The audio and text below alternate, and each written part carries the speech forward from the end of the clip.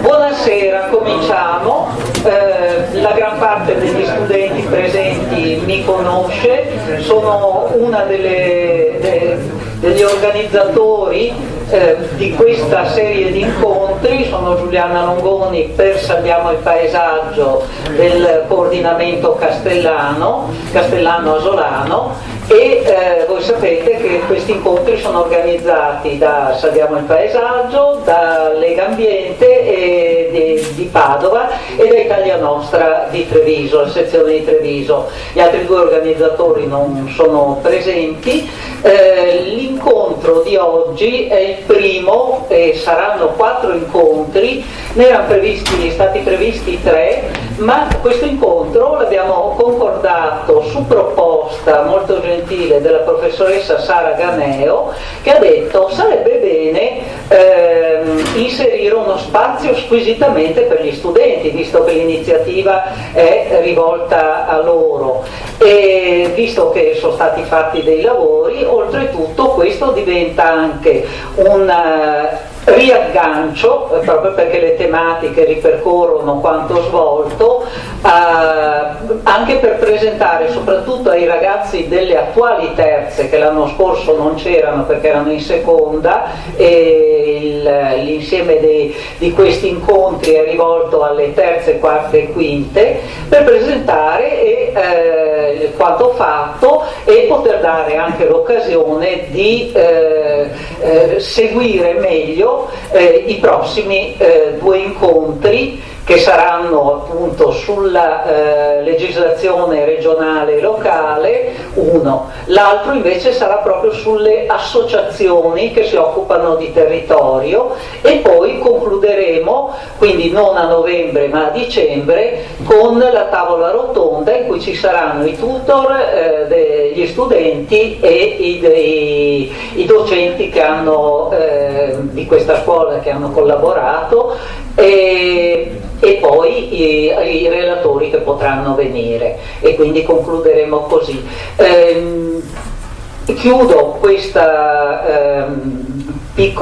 piccolo cappello con una prima informazione. Allora, questo incontro è stato organizzato dalle 2 scuole, il Liceo Giorgione e l'Istituto Agrario, per cui gli studenti che presentano sono di queste 2 scuole, i professori che voi vedete al tavolo sono del Liceo Giorgione.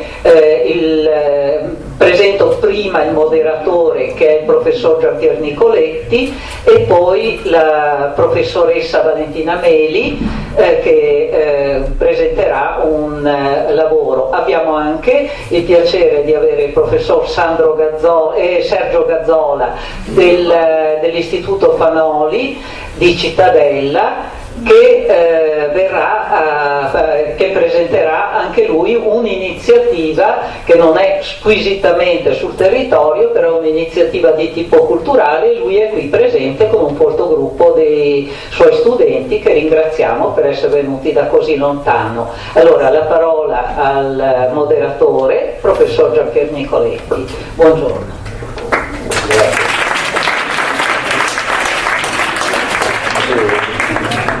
Allora, sono contento di essere qui. colpevolmente non ho partecipato agli incontri, quindi vengo qui per sentire, per imparare. Si parla di paesaggio, questione importante, centrale, culturale, e oltre che economica, sociale, eccetera. No? Penso sia importante che la concezione così romantica del paesaggio sia messa un po' da parte, visto che non ci interessano solo i bei paesaggi, li salvaguardiamo ovviamente, ci interessano, ma ci interessa dove abitiamo, dove siamo, no? E dove calchiamo i piedi, dove mettiamo le nostre scuole, è una sorta di palinsesto che ha una sedimentazione millenaria, e credo che sia importante che riusciamo prima di tutto a fare il punto su questa sedimentazione in modo che non vada perduta e anzi venga utilizzata, incentivata, sia dato spessore a questa cosa che abbiamo sotto i piedi, e che sia la base, il trampolino di lancio per un ulteriore sviluppo che non può che essere non solo economico ma anche culturale, eccetera. Le 2 ore sono abbastanza dense perché apparivano 3 interventi, poi abbiamo visto che si sono aggiunti qualche intervento in più, per cui cominciamo subito. Il primo intervento è della professoressa Valentina Meli, che insegna qui al Giorgione Storia dell'Arte e Disegno, credo, no? Che adesso ci spiegherà di una proposta di un lavoro didattico che intende svolgere quest'anno con le proprie classi. Grazie.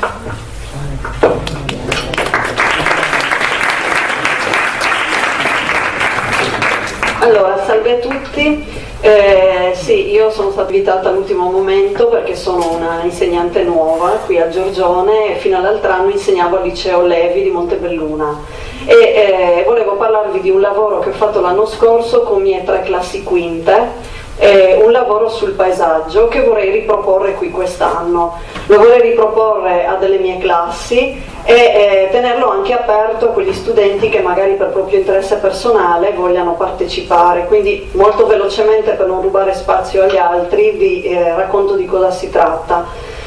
L'anno scorso, per una mia riflessione personale, ho sentito l'esigenza di fare un lavoro legato all'estetica del paesaggio, perché sento che sia fortissimo il bisogno di sensibilizzare soprattutto verso la responsabilità che abbiamo verso questo paesaggio, un paesaggio che purtroppo è stato anche deturpato, non è stato trattato molto bene e spesso maltrattiamo anche perché non ce ne rendiamo conto.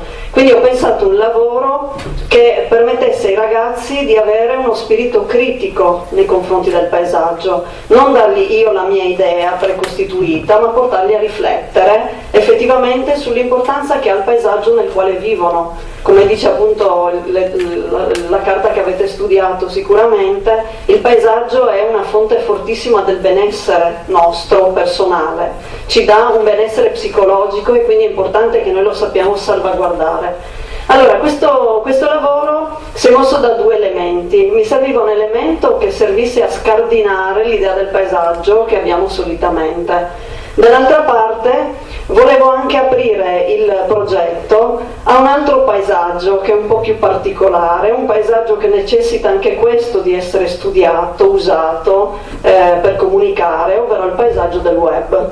Per cui ho unito un lavoro dei ragazzi fatti sul paesaggio in prima persona, quindi li ho mandati proprio fuori a Montebelluna a lavorare con le mani, ma tutto si svolgeva tramite dei social network abbastanza diversificati.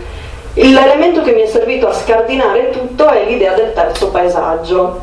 Il terzo paesaggio è qualcosa che anche per me, quando l'ho conosciuto, mi ha veramente fatto cambiare il mio punto di vista ed è stato coniato nel manifesto del terzo paesaggio da uno dei più importanti paesaggisti francesi, che è Gilles Clément.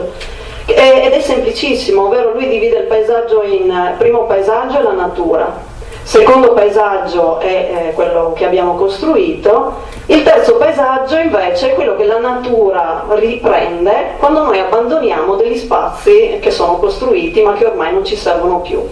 Come si comporta la natura in questo caso? In maniera assolutamente anarchica, cioè fa tutto quello di cui di solito non può. Di solito noi controlliamo la natura, la controlliamo o perché cerchiamo una natura sempre molto prevedibile, per esempio nelle monoculture, oppure anche nel nostro giardino di casa cerchiamo l'ordine, ma anche quando cerchiamo una natura primordiale, comunque salvaguardandola, la racchiudiamo in una specie di hortus conclusus, sempre protetto, per cui non ha modo di modificarsi e quindi in un certo modo la controlliamo sempre. Quando invece la natura è lasciata libera, fa quello che vuole, con risultati a volte anche poco esteticamente graditi. Ma cosa facciamo noi nei confronti di questa natura? Come porci di fronte agli spazi abbandonati che la natura ha ripreso per sé, comportandosi in maniera naturale? Li togliamo, li eliminiamo? Cioè riduciamo di nuovo la natura alla nostra voglia di pianificare? La mia idea era di fermarci a riflettere, cioè cosa fare di questi spazi disordinati. La natura è disordine e questo è un dato di fatto. Forse nel momento in cui noi accettiamo che il disordine è natura e che anche nel paesaggio ci deve essere disordine, forse possiamo riniziare a vedere le cose in maniera più naturale.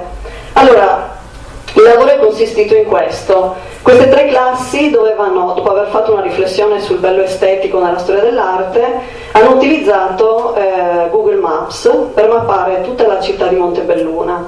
Io li ho divisi in gruppo, per cui loro in gruppi di 2 o 3 persone hanno girato tutta Montebelluna fotografando terzo paesaggio.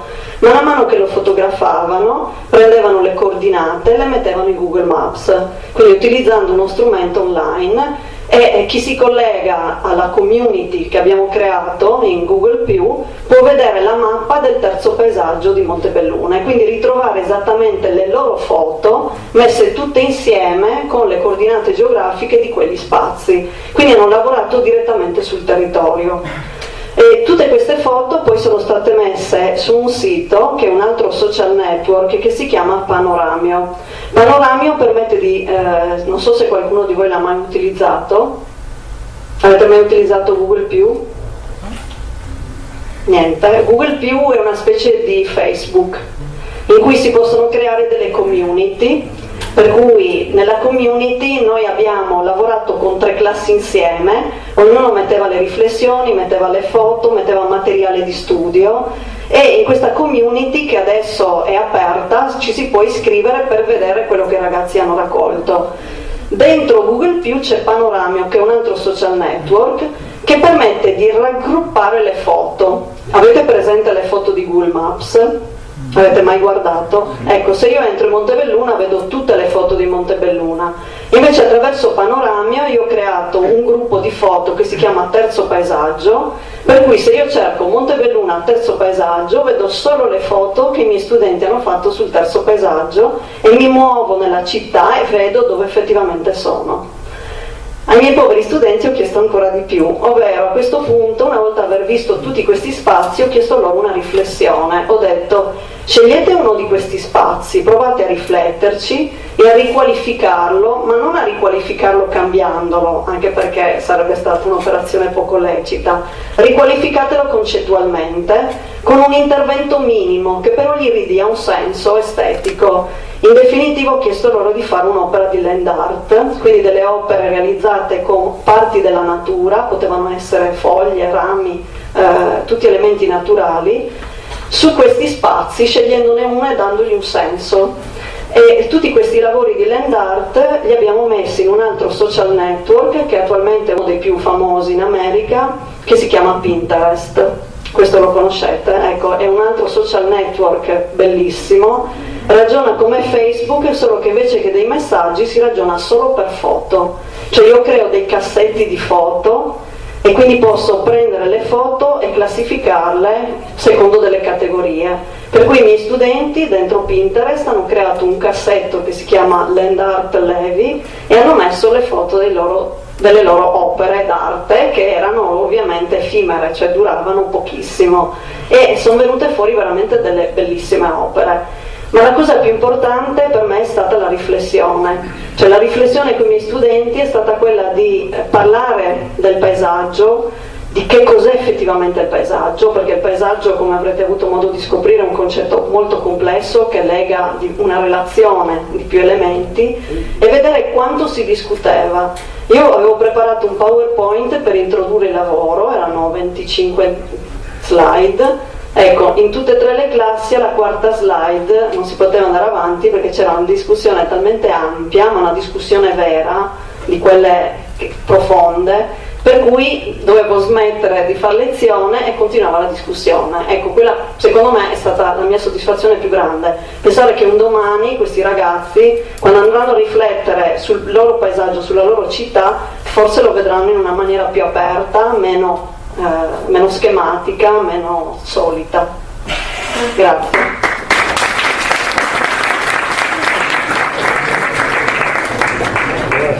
Mi pare una cosa abbastanza interessante, detta così, anche un po' complicata, però saremo ben contenti di vedere poi anche per Castelfranco la stessa cosa, insomma una cosa simile. Adesso darei la parola al professor Sergio Gazzola, che ci spiega di un'attività, diciamo, un incontro, un seminario che verrà svolto prossimamente a Teatro Ravenna, che c'entra con il passaggio del passato. Vi ringrazio per l'invito, per l'occasione. Io sono qui sotto 2 aspetti diversi. Sono un insegnante di architettura della sezione di architettura del liceo artistico Fanoli di Cittadella, e ho portato con me, come è successo in qualche precedente incontro, alcuni dei miei studenti, perché la nostra sezione è architettura e ambiente, quindi il tema dell'ambiente per noi sarà occasione di approfondimento sia per questo 4º anno e il prossimo 5º anno di questa sezione. E questa, quindi ci siamo dentro perché siamo profondamente coinvolti. Sono qui poi anche nel ruolo di responsabile presidente dell'associazione Palio di Castelfranco, che ogni anno, al di là delle manifestazioni festaiole di piazza di rievocazione storica, organizziamo una giornata di studi su temi medievali, partendo sempre da Federico II. Per celebrare il passaggio Federico II nel nostro territorio, da una decina di anni, ogni anno facciamo una giornata di studi con docenti universitari, esperti e ricercatori medievali, medievisti del periodo, che provengono da varie parti d'Italia. La giornata è organizzata da noi in collaborazione con la Fondazione Federico II di Jesi. Jesi è la famosa cittadina dove è nato Federico II, per chi ha già approfondito la storia di questo imperatore. Sì, i miei ultimi studenti. Adesso abbiamo il pieno. Niente, è un convegno che viene organizzato domenica 20 ottobre alle ore 9, dura circa 3 ore e mezzo, ha un valore ed è impostato come sotto un aspetto prettamente divulgativo. Noi non vogliamo fare convegni tra super esperti che si parlano addosso tra di loro, ma vuole essere un approfondimento su questo tema che riguarda quest'anno e anche il prossimo anno le abitazioni, gli abitati e lo sviluppo delle città in periodo medievale, tra il X e il XV-XVI secolo. A chi è interessato, ben venga domenica 20 ottobre. Ci sono qui fuori i programmi e gli inviti. Ecco, nient'altro, non vado a approfondire i programmi perché porto via tempo. Vi ringrazio.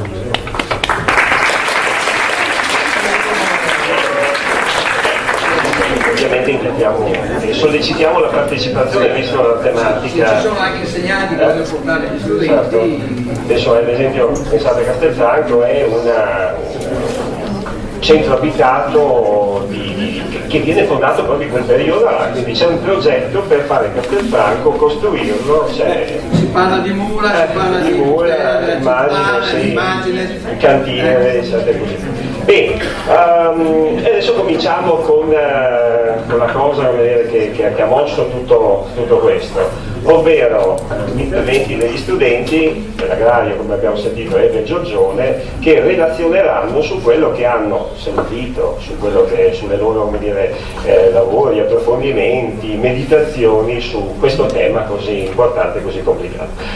A iniziare sono gli studenti del dell'Istituto Tecnico Agrario Cavour, sono alcuni studenti della classe quinta A e quinta B, correggetemi se sbaglio, coordinati dal professor Alessandro Leoni. Quindi invito i giovani a venire, che poi si presenteranno quanto a nome perché non li conosco, è un po' portavoce, hai l'onere di presentare coloro che hanno collaborato con te in questo lavoro. Va bene.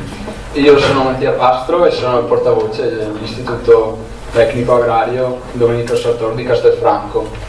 Allora abbiamo preparato un piccolo discorso e questo ciclo di convegni sulla salvaguardia del paesaggio per noi studenti del quarto e adesso del quinto anno è stata un'utile occasione per approfondire alcune tematiche specifiche del nostro corso di studi. Infatti questo prevede, abbiamo un programma che prevede specificatamente un corso di modulo di ecologia del paesaggio e questa partecipazione ai convegni ha sicuramente dato concretezza al nostro percorso e a tutti gli argomenti affrontati in classe. Parlare di paesaggio può sembrare un argomento piuttosto vago e c'è da chiedersi come prima cosa cosa si intende per paesaggio. L'aspetto che a noi ha maggiormente colpito e stupito è scoprire che il concetto di paesaggio non è un concetto unicamente ambientale ed ecologico, ma prevede anche una componente emotiva che non avremmo mai immaginato di sentire parlare in questo tipo di convegni. E la nostra idea l'abbiamo riassunta in poche parole. Come titolo abbiamo dato il paesaggio parla di noi. Infatti se noi ci identifichiamo nel territorio in cui viviamo, se il paesaggio è il risultato delle modifiche che gli apportiamo, se richiama la nostra origine, allora il paesaggio siamo noi. La salvaguardia e la buona gestione del paesaggio è importante in quanto mantiene vivo ricordi, emozioni, affetti e tutto ciò che a esso riporta. Quando le modifiche riportate in una determinata zona la rovinano dal punto di vista paesaggistico, ad esempio un'esagerata costruzione di fabbriche attorno a una villa con interesse storico-culturale o la cementificazione di aree verdi, il danno non è unicamente estetico o ambientale, ma determina anche una perdita del valore emotivo in quanto vengono stravolte bellezze che rendono un luogo unico per le persone che ci vivono e anche per i turisti magari. Il cosiddetto paesaggio dell'anima perde il fascino ed espressività e quindi l'interesse per chi lo abita rende anche difficile la valorizzazione dal punto di vista turistico, che è una vera risorsa per il nostro territorio. È dunque importante che ci sia un'attenzione particolare alla gestione del territorio. Noi ci siamo permessi di dare alcuni consigli per quanto possiamo e secondo noi ascoltare il parere della gente che vive da sempre in quella zona è molto importante.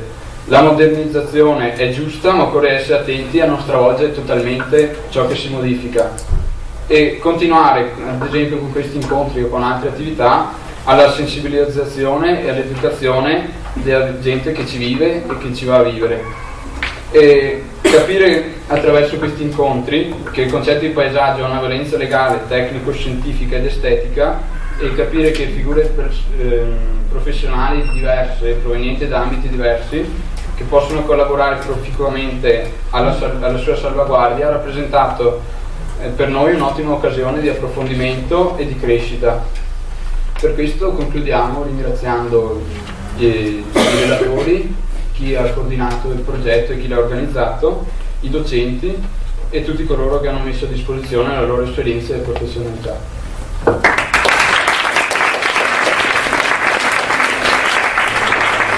Grazie. Direi che è una buona introduzione alla questione, al tema, all'argomento. Ecco, mi è piaciuta questa sottolineatura sul valore emotivo, no? Perché il paesaggio è anche questo, magari non sempre ce ne accorgiamo, facciamo mente locale la questione. Provate a pensare a quello che sta succedendo anche in parti d'Italia o in Cina, insomma, per andare più lontano. Stanno devastando il paesaggio, ma vuol dire stanno uccidendo il loro futuro. Ci sono aree in Italia dove si muore di cancro con indici elevatissimi e non è così per caso, è perché hanno devastato il paesaggio. Allora, adesso seconda parte, diciamo, degli interventi. Tocca a Giorgione, 2 class quarte dell'anno scorso, immagino, quindi terze dell'anno scorso, quindi quarte attuali, scienze applicate, coordinate dalla professoressa Ganeo. Sarà Ganeo? No? Non lo diciamo? Lo diciamo. Ecco, quindi inviterei, lo diciamo dopo, ecco, se sono andati bene. Allora, da quel che mi hanno detto, l'organizzazione è questo: ci sono stati 4 interventi, diciamo così, da parte di esperti, architetti, paesaggisti. Ora i ragazzi saranno divisi in 4 gruppi, o comunque faranno 4 relazioni, ognuna, diciamo così, prenderà come oggetto una di queste relazioni, quindi chiamerei coloro che parlano per primi, credo abbiano anche qualcosa da far vedere, ok? Quindi diamo anche i mezzi tecnici in mano ai nostri e il microfono, tu presenti i vostri nomi.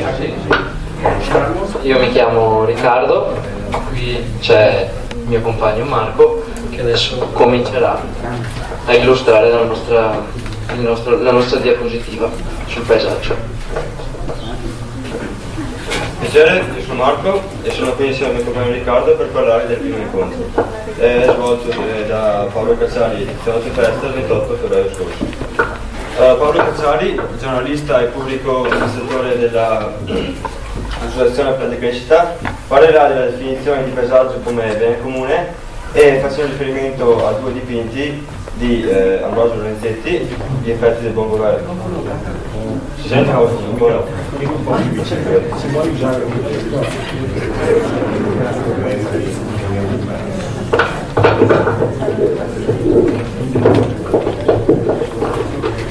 facendo riferimento agli effetti del buono e del cattivo governo di Ambrogio Lorenzetti e alla tempesta di Giorgione. Tiziano Tempesta poi ha parlato delle ville venete e argomentando anche lui l'importanza del paesaggio. Ok, possiamo cominciare con le definizioni che ha dato Paolo Cacciari al paesaggio. La prima, ricavata dall'enciclopedia Treccani, definisce il paesaggio come porzione del territorio abbracciata con lo sguardo. Questa è una definizione molto tecnica, insomma, e descrittiva dal punto di vista visivo, e possiamo definirla anche neutra perché non parla infatti delle emozioni e dei sentimenti che un paesaggio può suscitare nell'animo dell'uomo che lo osserva, insomma. Abbiamo poi una seconda definizione. Ecco, abbiamo appunto una seconda definizione che è tratta dalla Convenzione Europea per il Paesaggio, che si rifà appunto a quegli aspetti psicologici di cui abbiamo parlato prima. Infatti ci viene detto che il paesaggio designa una parte di territorio il cui carattere deriva da fattori naturali e umani. Quindi possiamo dire che esiste una relazione tra la persona e il paesaggio. Infatti, come ci è stato spiegato dal professor Cacciari, l'esposizione agli spazi naturali fa bene alla persona e la qualità del paesaggio influisce sul benessere. Però possiamo ben capire che un bel paesaggio per noi, per qualcun altro, non può essere lo stesso, quindi c'è una sorta di soggettivismo in questo, nel fatto che un paesaggio sia bello o meno. Questo fatto è dato generalmente dalla nostra esperienza personale, cioè i luoghi legati alla nostra infanzia ci fanno sentire bene. Ultimamente ci è stato riferito dal professor Cacciari che c'è una relazione anche tra paesaggio anche legato al campo economico. Infatti possiamo dire, e questo ci è stato spiegato anche dal professore, che ultimamente si stanno facendo delle operazioni di marketing legate alla presentazione di un vino nuovo particolare che vengono ottenuti in paesaggi determinati da una grande qualità paesaggistica, e questo è dovuto il paesaggio crea una sorta di percezione psicologica sulla persona che favorisce in modo positivo alla degustazione del vino. Abbiamo poi una terza definizione di paesaggio emanata dalla Corte Costituzionale, cioè l'organo che controlla, che tutela la Costituzione italiana, e dice che l'ambiente è un bene della vita materiale e complesso, la cui disciplina comprende la tutela e la salvaguardia della qualità e degli equilibri delle sue componenti. Poi fa riferimento anche la Costituzione al paesaggio con l'articolo 9, che possiamo riassumerlo come la tutela da parte della Repubblica del paesaggio e del patrimonio storico e artistico della nazione.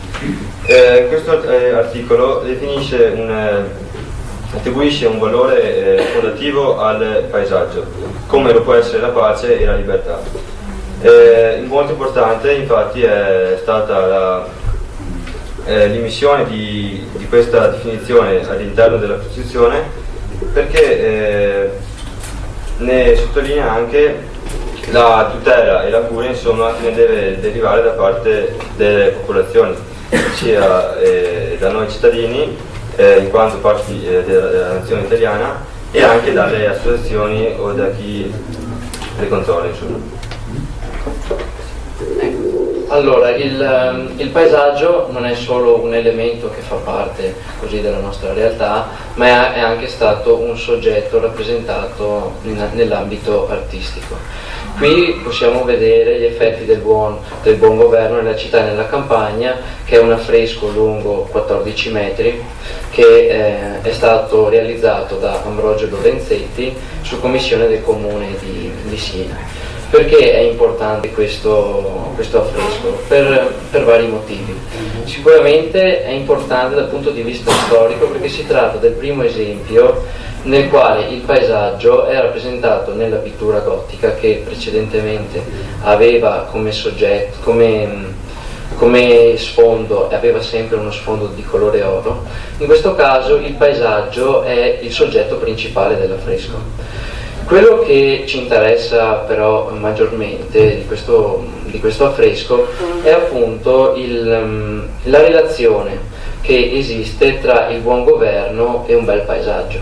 Infatti, se scorriamo nei dettagli, abbiamo il contado nel quale i campi sono coltivati in maniera perfetta, ogni persona ha il proprio appezzamento e ogni terreno viene coltivato in maniera adeguata. Allo stesso tempo nella città possiamo vedere, Marco, scorri per favore, grazie, possiamo vedere l'operosità delle persone, la classe borghese del tempo che si stava sviluppando in quel periodo, che prolifera, che produce, e questo è anche rappresentato possiamo vedere dagli edifici. Quindi questo possiamo affermare, questo ci è stato riferito con molta insistenza dal professor Cacciari, che un bel paesaggio è lo specchio di un buon governo. Un'altra opera artistica che descrive il paesaggio è La Tempesta del Giorgione, realizzata agli inizi del XVI secolo. Quest'opera può essere definita la prima, insomma, che ritrae il paesaggio come soggetto principale del dipinto, ed è questo soggetto affiancato da altri due personaggi, ossia un uomo che sorregge un'asta, che può essere interpretato come un soldato, insomma, che rappresenta la forza. Alla destra poi c'è una signora che allatta il bambino, che rappresenta, secondo la tradizione romana, la carità. Tra questi due personaggi possiamo notare delle abitazioni che possono essere definite come la città di Padova, e una tempesta, insomma, che sta per colpire questo ambiente. Questo dipinto oltre all'interpretazione che possiamo ricavare dalla vista dei due personaggi, ci indica come la forza e la carità della popolazione devono convivere con questo paesaggio, perciò tutelandolo e salvaguardandolo da agenti esterni, insomma. Come prima spiegato da Marco nella sua introduzione, abbiamo parlato anche di paesaggio come bene comune. Infatti il paesaggio è uno dei beni comuni, cioè dei beni che sono al servizio di tutti i cittadini. Un bene comune non è un bene recintabile, è un bene di tutti. E come viene detto nella riforma del codice civile affidata al professor Stefano Rodotà, i beni comuni devono essere tutelati e salvaguardati dall'ordinamento giuridico e, come sottolineato verso la fine della definizione, alla tutela giurisdizionale e alla fruizione dei beni comuni è accesso chiunque. Cosa significa questo? Che tutti i cittadini sono tenuti e hanno come dovere civico e un dovere morale di salvaguardare il paesaggio. Se vediamo una deturpazione, uno scempio dell'ambiente, è nostro dovere denunciarlo. Poi ci penseranno le autorità competenti a verificare. Però il fatto della salvaguardia dell'ambiente è una problematica che ci tocca a tutti noi, perché oltre a servizio nostro, l'ambiente è anche a favore delle nuove generazioni che devono godere possibilmente di un paesaggio bello come lo godiamo noi. Abbiamo poi il caso delle ville Palladio, delle ville del Palladio nel Vicentino, che sono patrimonio dell'UNESCO, che rappresentano un esempio di come a volte un grande patrimonio artistico-culturale della nostra zona non viene adeguatamente salvaguardato. Infatti possiamo scorrere le immagini, vediamo che nella villa Contarini a Piazzola sul Brenta questa si trova immersa in un centro urbano, quindi possiamo immaginare il rumore proveniente dall'esterno, ma anche possiamo vedere le abitazioni che circondano questa villa e del limitato giardino di cui dispone. Un caso più evidente è rappresentato dalla villa Pisani a Stra, nella quale la vediamo circondata da un corso d'acqua nei quali si nota che l'argine del fiume non è predisposto adeguatamente, quindi in caso di una possibile pioggia, di una possibile esondazione si creerebbero gravi danni.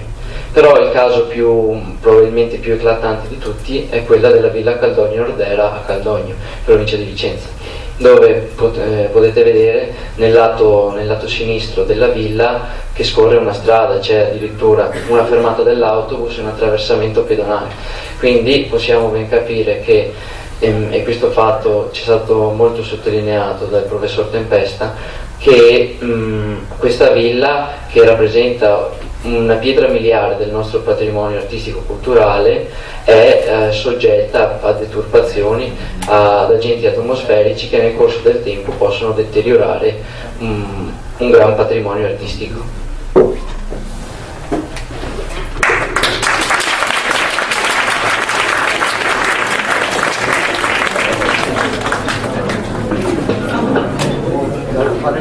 Grazie. Abbiamo cominciato con la definizione del paesaggio, questione complicata per la verità, no? Nel senso che possiamo guardare il paesaggio da angolature molto diverse. Ora passiamo alla seconda delle relazioni che sono state tenute qualche mese fa, a marzo, che aveva come titolo generale la Convenzione Europea del Paesaggio. Allora, l'Europa si occupa di tante cose, spesso la critichiamo per quel che fa o quello che non fa, però è sicuramente encomiabile il fatto che anche a livello europeo tutta una serie di questioni, tra cui questa del paesaggio, comincia ad avere una definizione, anche perché occorre coordinare le politiche nazionali, anche a secondarle, anche a sostenerle, visto che la situazione magari economica spinge i governanti a tagliare. Dove tagliamo? Dove apparentemente non c'è, come dire, immediato riscontro economico, quindi la cultura va tagliata per prima. Generalmente, almeno in Italia si è fatto questo, magari nel nord Europa non hanno fatto questo. Ecco, quindi il fatto che l'Europa abbia messo, come dire, il suo impegno anche su questa questione mi pare anche molto importante e interessante. Passo quindi la parola ai nostri due che si autopresenteranno e che ci spiegheranno di questa questione. Grazie. Beh, Inizio col presentarmi, io sono Pilota Alberto e insieme a Alessio Martina parleremo del secondo incontro del 7 marzo. Adesso lascio la parola a Martina che ci illustrerà un attimo chi sono stati i presentatori e i temi principali di questo incontro.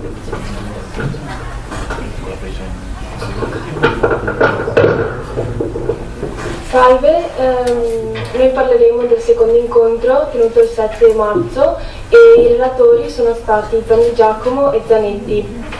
I temi trattati sono stati la Convenzione Europea del Paesaggio e l'analisi dei vari paesaggi.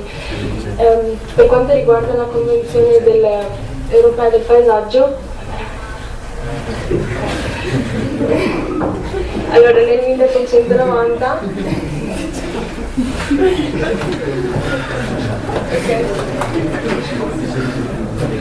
nel 1890 è nato il primo movimento per la protezione della natura e 4 anni dopo è nato il Touring Club italiano dove viene promossa la natura attraverso il paesaggio e il turismo.